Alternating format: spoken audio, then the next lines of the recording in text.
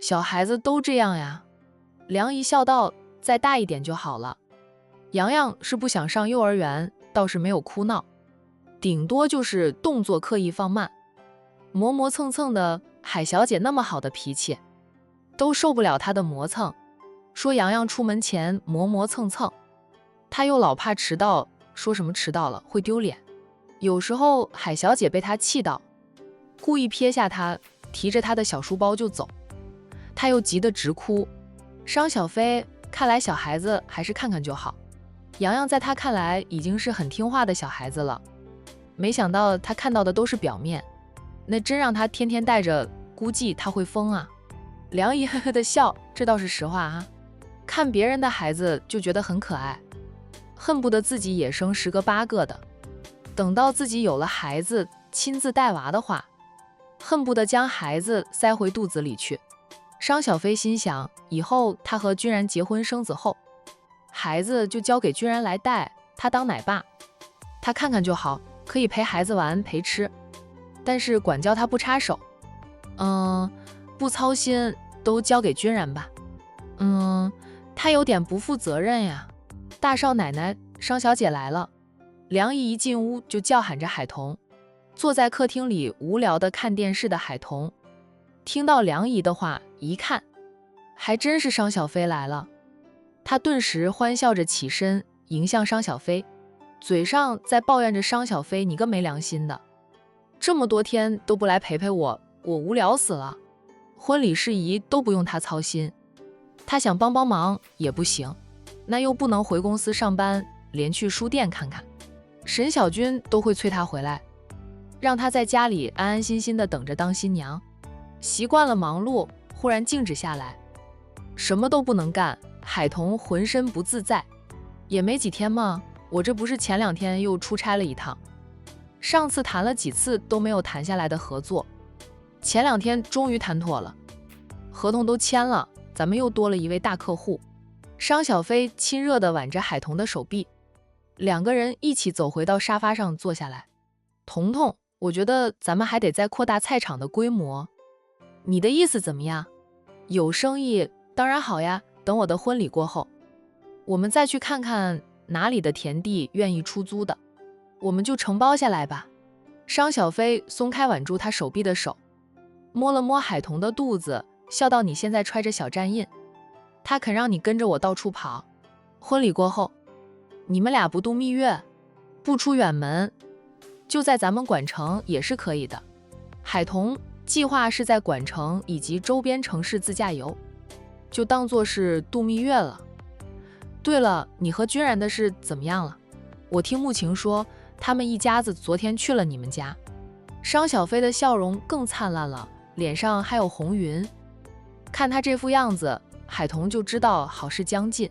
君然的父母兄嫂来访，他们表足了态，我妈就完全松口了。我妈说由着我了，我想嫁给君然就嫁呗，还说我女大不中留，怕留来留去留成仇。海童也替商小飞高兴，他笑道，其实我大姨早就同意的了，只是拉不下脸来，君然的家人来了，正好给我大姨一个台阶下。商小飞也知道母亲是顺势而下，他说道，是苏少主横插一脚，我妈才松口的。虽说被苏少主追求那段时间我挺烦的，又拿他没办法，却又不得不承认苏少主那样做帮了我和君然大忙，有了对比就有了伤害。我妈忽然觉得君然更好，更适合我，宁愿我远嫁 A 市，也不愿意我嫁苏少主。海童笑，那是苏少主那种特殊情况，不是谁都能杠得住的。苏少主的命定之女找到了。商小飞八卦地道，我知道呀，就前几天吧，苏少主还跟我家那位说了，就想带程小姐去我们家游玩，站印答应了她。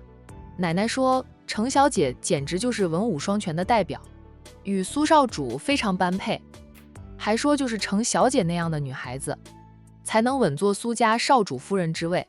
奶奶还说程小姐的拳脚功夫非常厉害，说站印都不是她的对手，人家打小就习武的，是武学世家出身，站印就是半吊子，哪能比？我也是半吊子啊。商小飞笑，战印听到你这样说他，脸都会绿。他向来自信得很，又傲，总以为他是天底下最优秀的男人。那你说他拳脚功夫就是半吊子，他肯定不服的呀。不服就去向程小姐挑战呀。程小姐保管将他打得服服帖帖的。商小飞，彤彤，我怎么觉得你很想让战印去向程小姐挑战？你要不是怀着身孕，那是否也要去挑战一番？没有的事，海童才不承认呢。他说到我是有自知之明的，我这点三脚猫功夫对付那些小混混容易，还得出其不意才能取胜。那要是硬碰硬的话，我也赢不了。他遇到小混混围攻的时候，都是抢先机，出其不意，才能将那些小混混打得落花流水，否则他会输给对方的人数多。小飞，你和君然有计划订婚或者结婚了吗？海童的话题回到了君然和商小飞的身上，这才是他最关心的人之一。我们计划先订婚，阿姨说，参加了你的婚礼后回去，他们就选个好日子过来下聘，然后订婚，结婚的日子也会一起选好。哎，送过来让我们过过目吧。海童嗯着，可以先订婚。年前或者年后办婚礼吧。想了想后，他笑，可能你结婚的时候，我很不方便了。那时候他已经大腹便便，怕是连婚礼都无法参加。那我等你宝宝出生了，再和君然办婚礼。先订婚，然后领证。婚礼就迟一点再办，君然肯定没意见的。领了结婚证也是合法夫妻，又没有让君然继续等他10年8年，你也不用就着我的时间呀。这是你的人生大事呀，终身幸福。不行，我就要你参加我的婚礼，我见证你的幸福，也要你见证我的幸福，这样才公平吗？我妈娘家的亲戚，我就只有你和海玲姐2个表姐妹，就你们姐妹俩谁都不能缺席我的婚礼。商小飞很坚持，就他会和君然沟通商量一下了。海童说服不了商小飞，也感动于商小飞对他的姐妹情，还不知道她们是表姐妹时，商小飞对他就很好了。商小飞是个值得深交的人，只要他真心视你为友，他就会对朋友掏心掏肺。不过没有几个人能入得了商小飞的眼，能成为商小飞愿意掏心窝的好朋友，除了他原来的那个好闺蜜，也就是海童和沈小军成了他的朋友。你一定要与军武少商量，看看军武少的意思，他要是不乐意，就不要为了我闹矛盾。小飞，海童拉着商小飞的手说道，我要的是你幸福快乐，不能因为我的个人原因影响你和军武少的人生大事。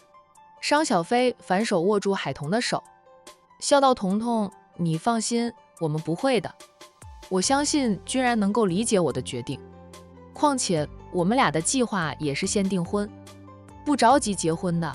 君然着急，但他没有说出来，他尊重闹小飞的决定。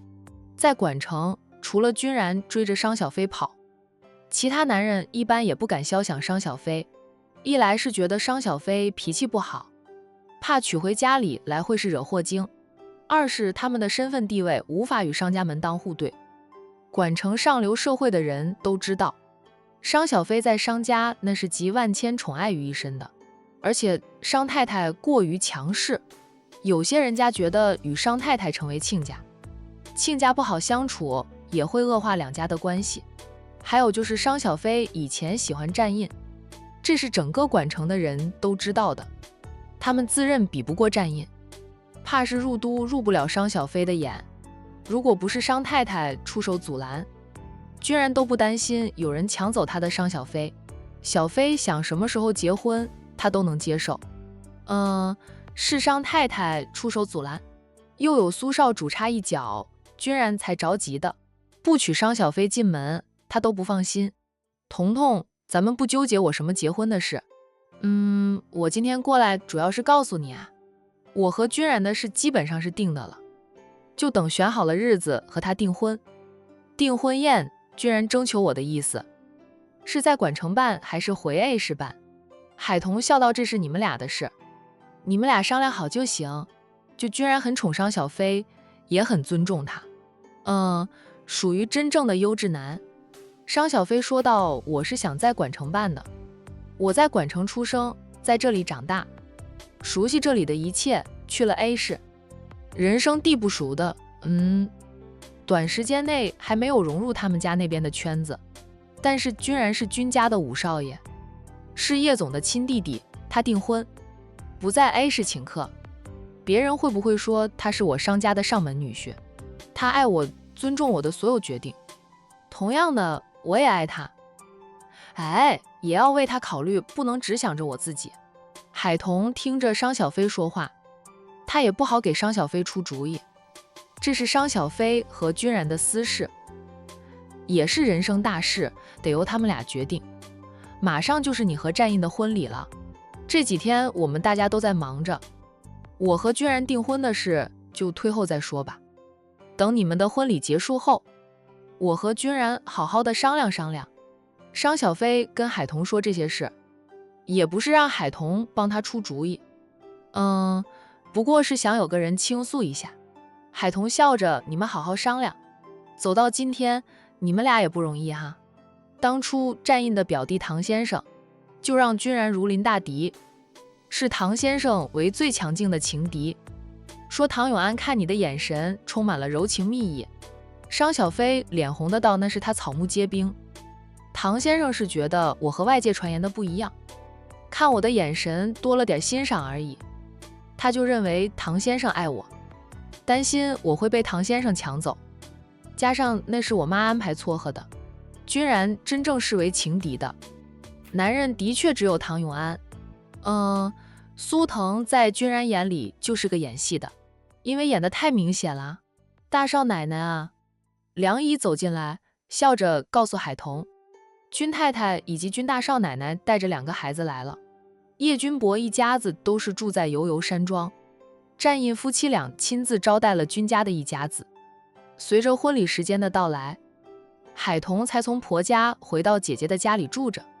婚礼当天就从姐姐的家里出门，姐姐的家呢，就是她的娘家。如果是以前，姐姐还是周家的儿媳妇，海童估计不会从姐姐家里出门。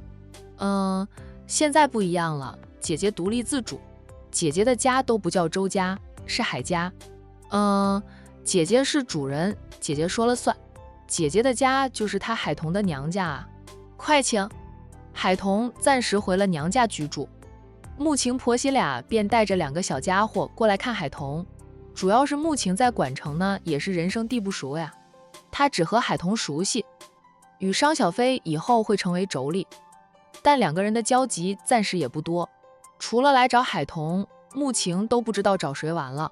叶君博又不一样，他是风尘集团的当家人，风尘集团在管城又有一番事业，他来了管城，不少管城的商界大佬都热情的请叶君博吃饭，谈生意上的事。穆晴由于不放心2个孩子，并没有陪伴在丈夫身侧。海童和商小飞一起走出了主屋，便看到穆晴抱着叶瑶走过来。叶爱君抱的是君言，叶爱君这个当奶奶的绝对是偏心的，不管什么时候她抱着的都是孙女君言。她经常说君言大概率就是她老人家唯一的孙女了，独一无二的宝贝，她当然得更疼爱一点。孙子嘛，多了就不稀罕，其实他也才一个孙子。叶瑶不知道是什么原因，就被妈妈抱着走，都在哇哇的哭。那君言则是不停地看着同胞哥哥，2个孩子4个月大了，长得浴血可爱的就是叶瑶爱哭。叶瑶这是怎么了？看到叶瑶在穆晴的怀里哭，海童快步走过去，边走边问着穆晴。那很快他便走到了穆晴的面前，然后看清到了叶瑶白净的小脸上有2道红痕，一看就知道是被抓的。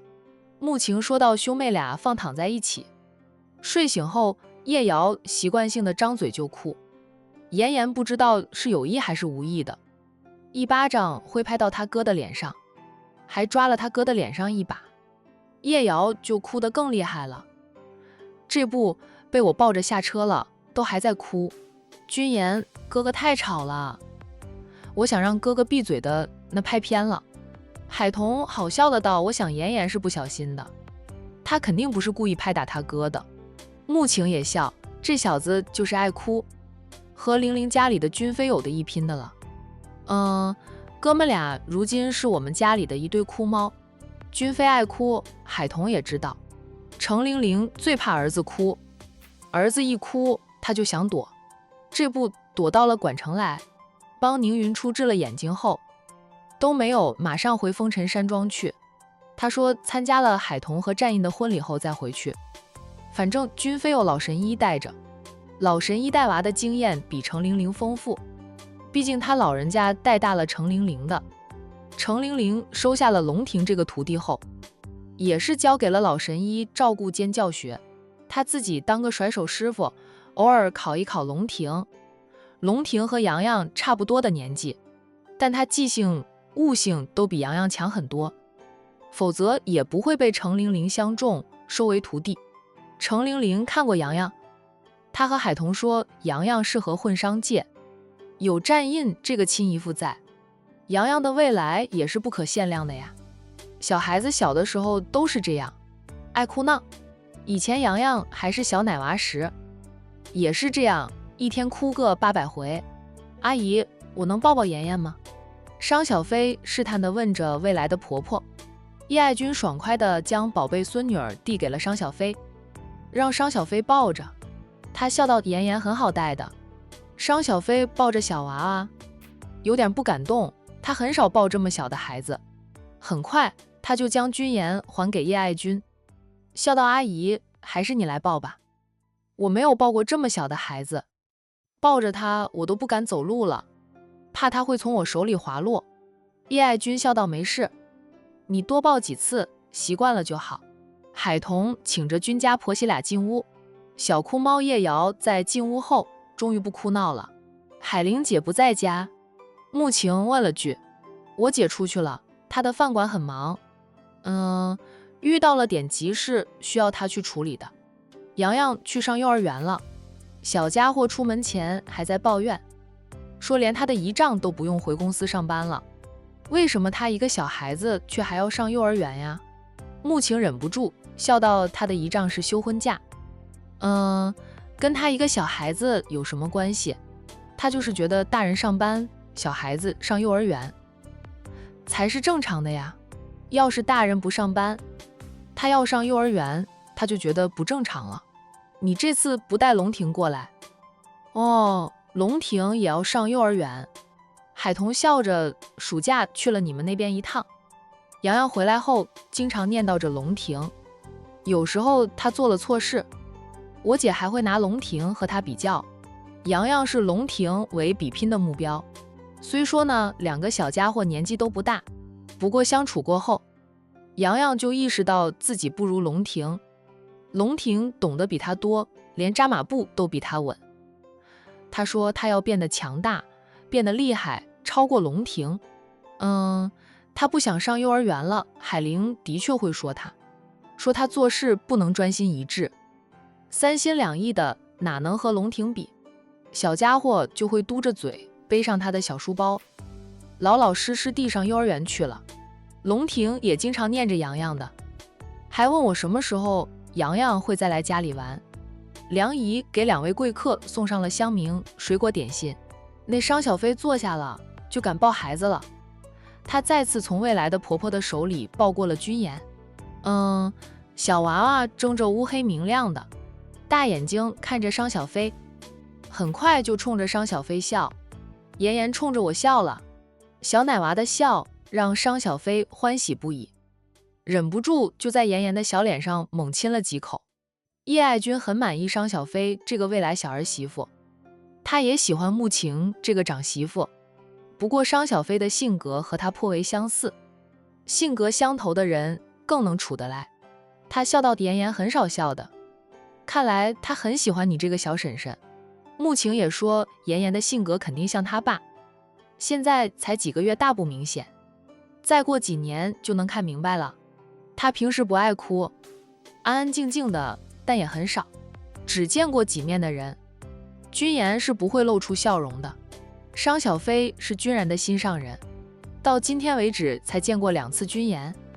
君言会冲着他笑，的确可以说君言喜欢这个亲婶婶，像爸爸也很好呀，他爸爸很优秀。海童探过身来，逗着妍妍，笑着对叶爱君说道：看到你们带着2个孩子过来，我奶奶肯定很开心。可不是，老夫人抱着妍妍不撒手，我要不是妍妍的亲奶奶，都抢不过她老人家。海童摸了摸自己的肚子，也不知道我肚里这个是儿子还是女儿，大家都希望我这个是女儿。我的第6感告诉我，她是小小战印，婆家人对她这胎是抱着厚望的，源于那位大师说的话，说她和战印是儿女双全的命，儿女都好啊。叶爱君以过来人的身份安慰着海童，不管是儿是女，只要管教好，培养成才，做父母的都享福。你看我也是2个儿子，没有女儿，我遗憾过，但我会有2个儿媳妇，儿媳妇当成女儿也是一样的，我是晴晴如女儿看待的。小飞以后也是我的另一个女儿，我对小飞和晴晴一视同仁。商小飞脸微红，穆晴则是笑道：妈。小飞的脸都红了，商小飞是脸红，却又大方的道：阿姨是我如女儿，我也会待阿姨如亲妈的。他选男人除了看对方的能力，也看重对方的原生家庭。最在乎未来的婆婆呢难不难相处，因为他小时候看到奶奶对他妈妈诸多的挑剔，他妈妈那么优秀，出得厅堂，入的厨房，深得他爷爷的信任，奶奶都还诸多挑剔，婆媳矛盾频发。他就想过以后找婆家，要找一个明事理的好婆婆，能少闹点婆媳矛盾，所以他最先看重战印，不仅仅是喜欢战印，还喜欢战印的原生家庭。事实上他也没有看走眼，战印的母亲唐君叶就是个好婆婆。最初唐君叶不太喜欢海童，但他并没有做过任何伤害儿媳妇的事。别人挑剔海童的时候，唐君叶也会极力地维护自己的儿媳妇，从来不在外面说过儿媳妇半句坏话，也不会随便打扰儿子儿媳妇过2人世界，是个很懂得尊重晚辈决定的婆婆。叶爱君更好相处，她是完全没有豪门阔太架子的人。叶爱君慈爱地看着商小飞，笑着妈是幸福的，拥有你和晴晴2个女儿。商小飞有点不好意思了，他和君然还没有结婚，不过他是非君然不嫁的了，就大家都笑。那不久后，君然也找到这里来，他心爱的女人呀，敬重的2个女人都在这里，他当然是往这里跑。听说君然来了，商小飞嘀咕着，不是还没有到下班时间吗？君然怎么就过来了？他又翘班吧？穆晴笑着打趣他，你在海童这里，君然哪里能安心上班？就算他人留在公司，心也是飞到你这里来，还不如干脆就来找你，省得他分神。大嫂又打趣我了。海童笑道，我和君武少也是熟的不能再熟的熟人了，武少来了，我不出去迎他也没事。小飞你去吧。商小飞站起来，我是你表姐，帮着你招待客人也可以。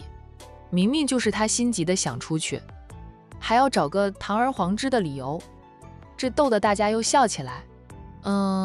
2个小家伙不知道大人在笑什么，竟然也跟着笑啊。他们一笑，大人们的注意力又回到兄妹俩的身上，逗着他们笑。商小飞走出主屋，就看到了君然下车，君然手里还捧着一大束的鲜花，看到是商小飞出来，君然的眼神都亮了不少，俊脸上也扬起了笑容，笑得比那束鲜花还要灿烂。君然，你怎么在这个时候过来啊？哎，不是还没下班吗？商小飞边走向他边说道。现在10点刚过呢，离下班时间还有2个小时呢。君然工作忙，有时候12点下班时间，他都还在忙着。君然笑道：我今天就是回公司安排好公事，然后就休假几天，等到战少的婚礼结束后，我再回公司上班也没有影响的。父母兄嫂都过来了，他也想好好的陪陪自己的父母。他从踏进社会就被大哥派到了管城，在分公司磨练，练出了独当一面的本事了。大哥才委以重任，让他全权负责风尘集团就在管城的所有生意。那其他分公司遇到重大的事情，是需要向总公司请示，得到总公司批准了才能实施下去。管城的分公司就不需要，就君然可以做主。那这是叶君博对亲弟弟能力的肯定，毕竟君然当初是被长辈视为风尘集团接班人的，能力不会差到哪里去，是他不愿意挑大梁，才由叶君博接管家族事业，同时兼顾着叶氏家族的企业。知道你来了海桐这里，我妈和大嫂也来了，就直接来这里接你们。君然将那束鲜花递给商小飞，眼神柔的都可以滴出水来。他深情的道：小飞，这束花送给你，愿你天天都开心，笑容美如花。谢谢。商小飞接过那束鲜花并道谢，随即又说道：你知道我在彤彤这里还给我买花束，我这样抱着花束进去有点不好意思。有什么不好意思的？我们俩的事，海桐是见证人，看到我们感情这般好，他替你高兴都来不及呢，不会笑的。君然牵起他的一边手，与他肩并肩往里走。那是彤彤最希望的，就是见到我幸福。我知道的，他总觉得是他的出现导致我和战印不能在一起，觉得是他抢走了我的幸福，就算他不说，我都知道的。商小飞说道：他想多了，我从来没有怨过他，怪过他，也不会把责任推到他的身上。我和战印是有缘无分，战印从来都没有爱过我，更没有给我半点承诺。说实话的，如果不是我和海桐是表姐妹，他就连正眼都不会看我。君然理解得到海桐会那样想很正常，以后我们会幸幸福福的，那样他也能放下了心结，不会再暗自自责。在海桐和战印闪婚之前，商小飞已经在追求战印，就是这样，海桐才会有一种自己抢走了小飞幸福的感觉。在海桐的眼里，战印和商小飞也是门当户对，郎才女貌的。商小飞也跟海桐谈过无数次的心，明确的表示不会怪海桐半分。海桐表面上似是放下了，实际上心里还有着自责的。只有商小飞得到了幸福，海桐才能真正的放下。我庆幸战少不喜欢你，否则也轮不到我了。小飞，不管别人怎么看你，你在我心里是天底下最好的女孩子。我为我能得到你的喜欢，能够和你牵手共度一生感到幸运。居然还拉高了商小飞的那只手，凑到他的唇边亲了亲。商小飞笑道：行了，咱俩都别说过去的事了，我们往前看。好，往前看吧。君然，有件事我也想和你商量商量。趁还没有进屋，商小飞停下来，他对君然说道：咱们是先订婚，然后领结婚证，婚礼就迟1点半，等彤彤生完孩子，就坐完月子了，咱们再办婚礼。我不希望彤彤缺席我的婚礼，大腹便便的孕妇一般都不会去参加别人的婚礼了。不是说寓意什么的，而是婚礼上人太多，怕被碰撞到。海桐婚后1年才怀上这一胎，在他的亲人眼里，海桐怀孕艰难，大家都特别重视她这一胎，那自然不能让她有丁点的闪失。居然笑道：我以为是什么事呢？这件小事呀，都听你的。我们先订婚，领了结婚证后，等到咱们的表外甥出生了，再办婚礼，多等几个月而已，他等得起。况且商小飞说了，订婚后就领证领了证就是合法的夫妻了。战印和海童不也是领证1年后才办的婚礼吗？订婚宴在管城办吧，我都跟我家里人商量好了，到时候我家那边的亲朋戚友都飞过来参加咱们的订婚宴。商小飞看着他总是为他考虑。我是想说订婚宴在你们 A 市办的，你是 A 市人吗？我是嫁给你，不是招你当上门女婿。君然笑温声说道，不管是在 A 市还是管城，都是一样的。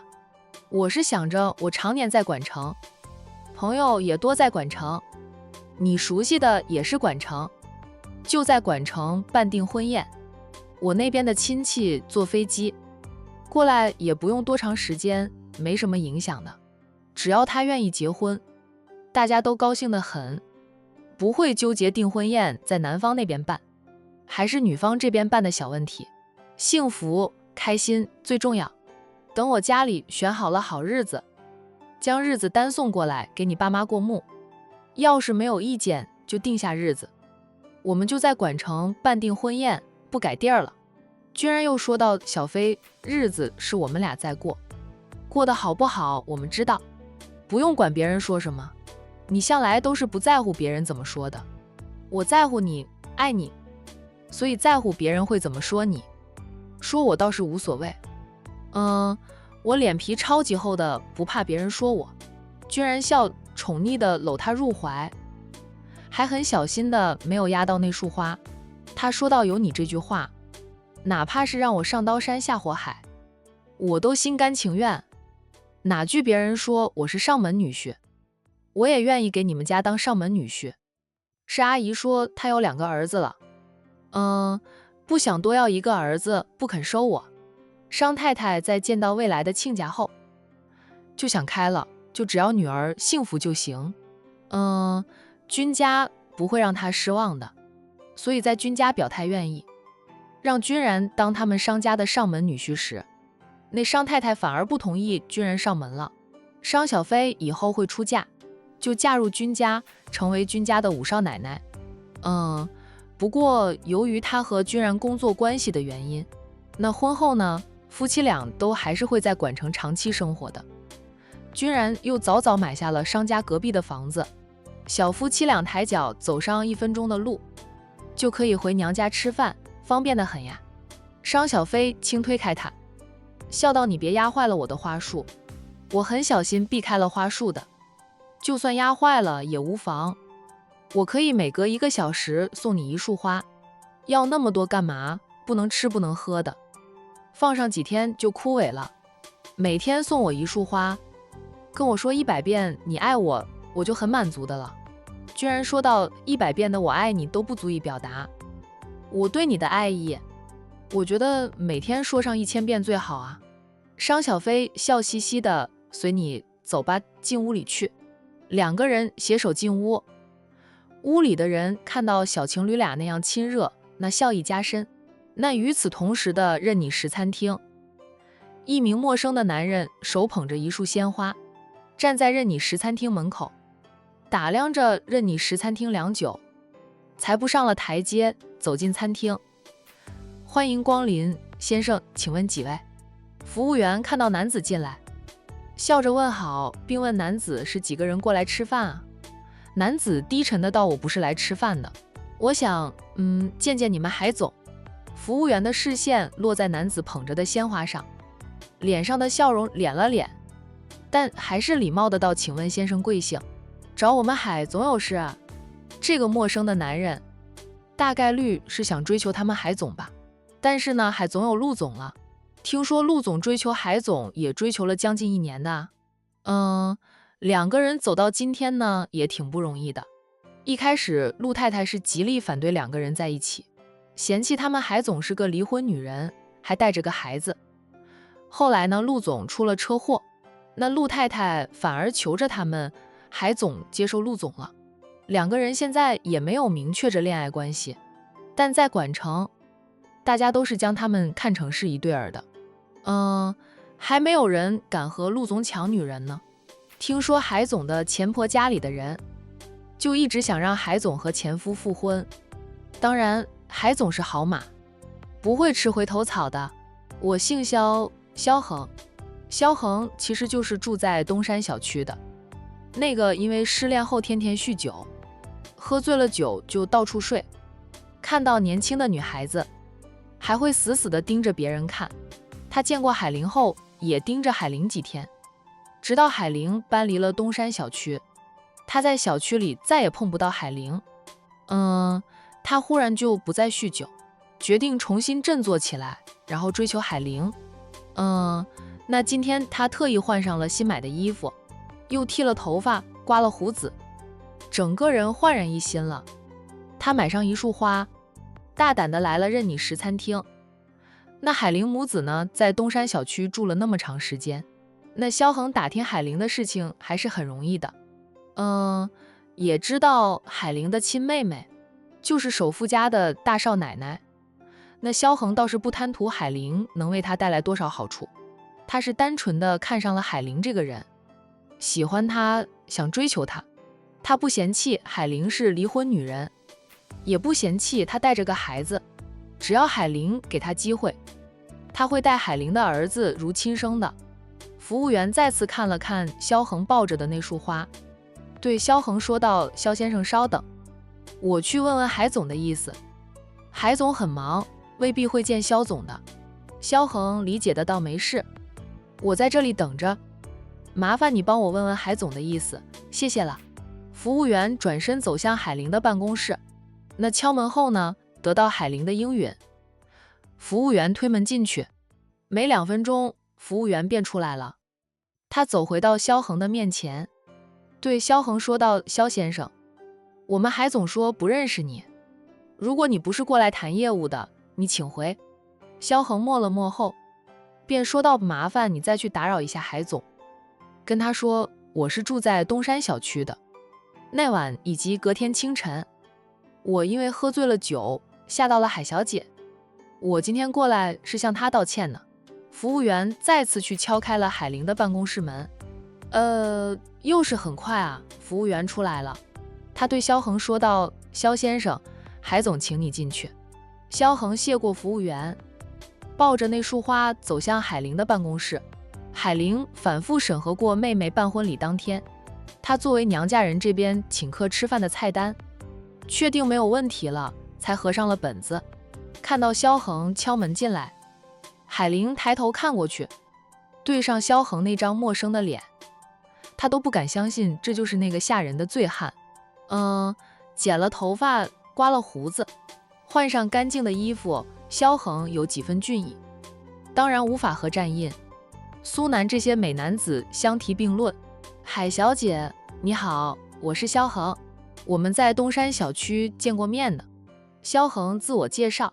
这海玲起身：“萧先生你好，你请坐。”萧恒没有马上坐下，而是先将那束鲜花递给海玲，眼神深深地看着海玲，歉意的道：“海小姐，那天我吓到了你和你的孩子，是我的错，我不该为了一个潘高枝，把我抛弃的女人不修边幅，天天喝得醉醺醺的，还吓到你们大家。